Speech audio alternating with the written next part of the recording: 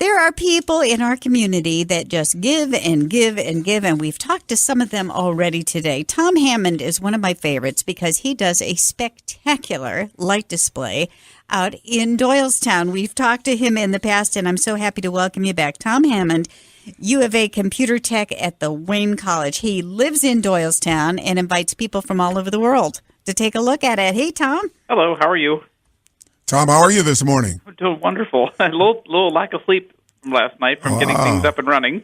Well, very good. You're getting things up and running as far as your house and your lighting display is concerned?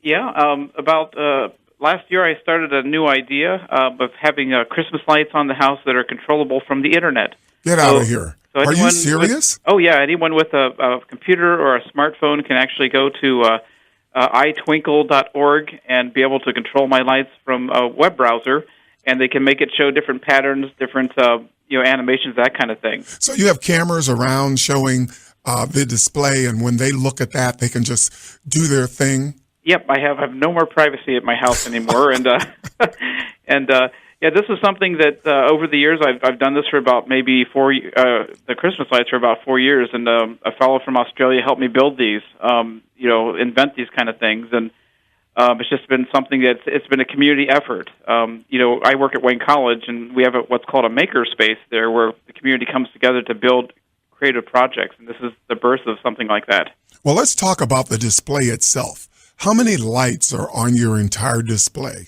I think by the end of the weekend, it'll probably be close to 3,000 or 4,000. Now, you say by the end of the weekend. You mean you're still working on it? Oh, yes. Provided it doesn't rain or snow or anything like that. But new this year, when I started this last year, I had no idea how well it would be received. And I had, at the end of the Christmas season, I had 95 countries. Wow. And 32,000 clicks to change the animations over a 1 month period. So this year I have a camera that can put up with the load of so many people watching and controlling. I've got digital floodlights now, which really makes the house beautiful, and maybe a 17-foot tree by the end of the weekend. That's more of a cartoon display kind of thing. Now you said maybe. I mean, well, here's the thing. I can't do this on my own. And, again, my friend Keith from Australia helps me with the electronics. And there's a group in Orville called the Chance Makerspace. And there's a couple of people there that are helping me with the mechanics of such a large tree. So they come out physically and help you put this display This weekend together? We're going to be welding metal and putting things up, a 20-foot pole and guy wires and everything. And so this is with people helping me make all this possible. Where did this idea come from? I guess the idea was kind of my own. I think I've seen a website that did something like the internet control, but it was kind of basic.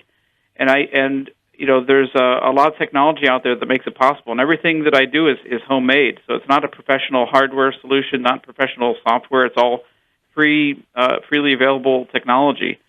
Well, there's one question I always ask people who have these enormous Christmas displays. What do your neighbors say about this? Well, I live out in the country, so the only animals that can complain are the cows. And they probably love it, right? Because I'm rural. Cars will stop and look at it, which is very rewarding, and it brings a little joy to them. But by making it on the internet, then a whole lot, many other people can enjoy this display, and it really brings some joy to the world. And last year, I got a letter from the daughter of an elderly mother.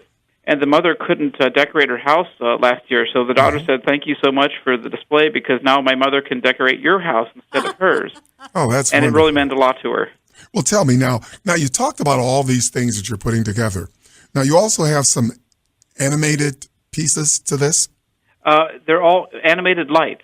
Oh, okay. Yeah, so the lights animate. So there's a tree that the lights hang from the tree, and there can be swirls on it and text and moving pictures, and there's a cause ribbon that will show different messages throughout the evening.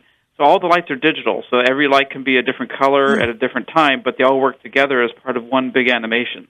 Now, give that website again, so that we want to give that a couple of times throughout the interview here, so that people who want to go to that website and let's say, tinkle with your lights. Yeah. It's www.itwinkle.org, and there's a link there that says Control Tom's Christmas Lights. But also the website, if you're interested in building something like that, it has complete instructions. Also, you're encouraging others to do the same thing. Oh, absolutely. And there's an event coming up at the Wayne College called the Wayne County Mini Maker Faire, and it's on May 19th. And I'll be bringing my lights to that. So if people want to see it in action and explain how it works, that's a great place to see those kind of creative inventions happen. So you're going to take a monitor so that people can actually work the system and move the lights? Oh, you bet. So maker fairs are wonderful. So if you haven't been to one, these things are unforgettable. Now, how many hours a day are you going to allow individuals to, let's say, control your lights? The show turns on at 5 o'clock in the evening, and then it stops at midnight, and that allows me to sleep so I don't have the floodlights glaring into my bedroom window all night. Well, tell me, do you have a family? No, I have 2 dogs and 2 cats, and okay. The dogs are very patient with me being up until midnight every night trying to get everything working well. Because I can imagine a wife saying, you need to spend less time with those lights and more times with me. Well, it's one thing. I've gotten a few notes from professional Santas on Facebook saying they'll visit people's families and they'll show the website so that the kids can control the lights from afar, and that's really touching too. Now I do love that aspect. I do have one question. Now, if someone would come to where you live and bring their bring their device, could they actually go on and work it there live? Absolutely. Yep, you can do that. You can do it from your smartphone if you want to, or if you're from, it shows on the website where the people are coming from when they're clicking on things. Mm-hmm. And I'll have, all across the country, I'll have Belgium and Greece and France. I don't know how they find me, but they do. And it's just really wonderful when they do find it. But yes, you can do it directly from my home. And Tom, is there a capability where you can sign your name and where you're from while you're controlling? There's nowhere to sign it, but it automatically knows where you're from. So if you're from Ontario, it'll say it on the website that the current person controlling it's from Ontario. So it can record it that way and let people know where everyone's coming from. How does it work when you have 3 or 4 people trying to control it at the same time? I had that problem last year, and it'll let one person choose an animation, and then it sort of lets that play through until it lets it available for everyone else to join in and try it.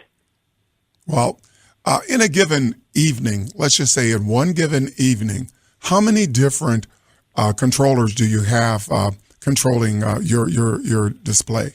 Well, I was on Fox 8 News last night, so once it got out on the Cleveland and Akron channels, I think people were clicking it every minute, and which is great. It's really wonderful that they're enjoying it, and a lot of posts on Facebook. So it just brings some happiness to people to see something new and unusual, and they get to decorate someone else's home, and it's something I've always wanted to do, and it just brings a lot of joy to people. Now, you talked about the thousands of lights that you presently have. What does the future hold for you? Now, are you looking at building this display, making it larger, or what? Well, being one person, I don't know how these huge light displays could happen, like at the Christmas light fight, but this is an all-year project for me. It's a hobby, and so this year is you can choose animations. Next year will be music, so you'll be able to pick songs, and you'll be able to watch it on your phone with synchronized music and synchronized lights, or you can drive by and tune in your FM radio like a lot of people do. You can do it either way. But again, all this kind of invention stuff, it's not really me. It's a lot of people helping me off the internet, and there's Christmas lights groups. There's one called Light Up Ohio in Columbus. They meet once every March, I think. Great people to help with ideas and to invent this kind of stuff. So it's all through community. Now, you talked about you're still building this display, but while you're building it, people can still go on and control the lights? Absolutely. And you might see me in the yard panicking when things don't work. And so that's what I was doing last night until midnight because my trees went down, but they'll be back up pretty quick here. So I can go on after 5 p.m. this evening mm-hmm. and control your lights? Absolutely. And I'm going to do that. And I do that I'm going to try it out. I mean, why not? Just don't put any obscene messages on the tree, okay? What do you mean? No, you can't. You can't change put the text. messages. No, I'm just kidding. Okay. Oh my goodness, you kind of gave me a shock there. That people could actually, make a message, no messages.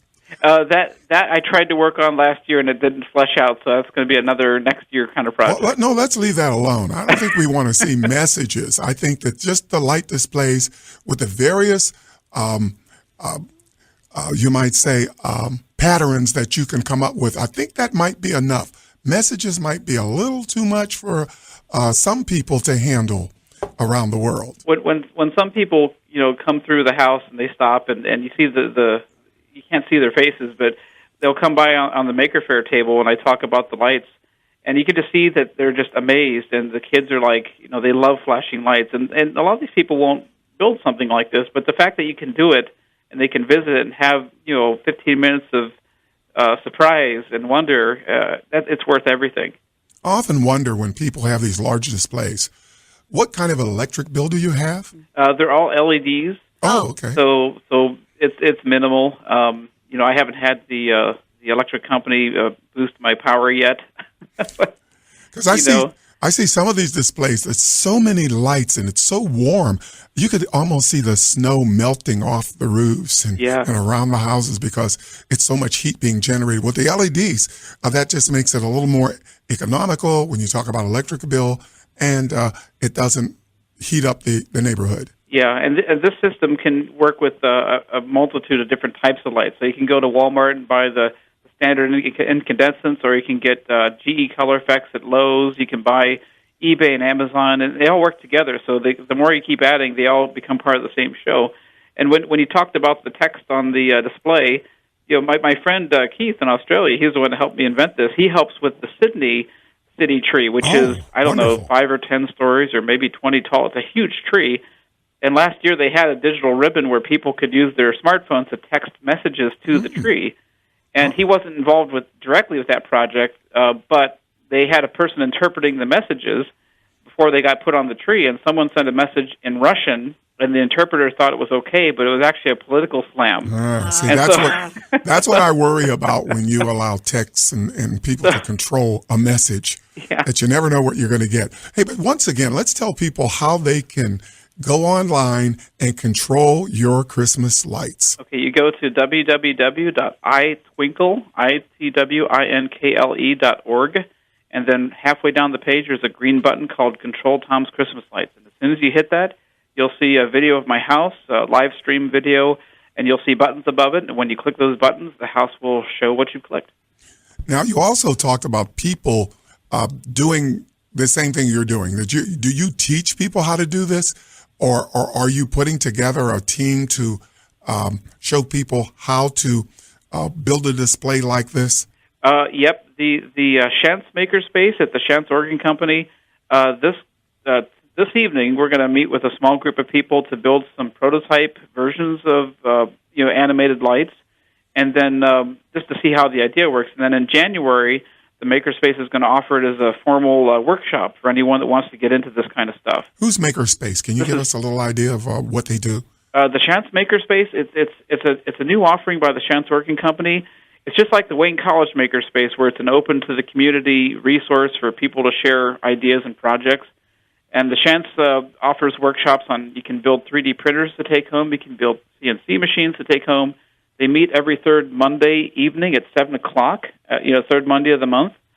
And they get 30 to 40 people talking about all the things that they're into. And so these workshops are just, an outreach of to bring the community together, to build things together. It's a wonderful thing. And at Wayne College, our Makerspace is open to the public as a free equipment resource. So you can use 3D printers and laser cutters and poster makers, and we show you how to use the equipment, and you get to take home whatever you make.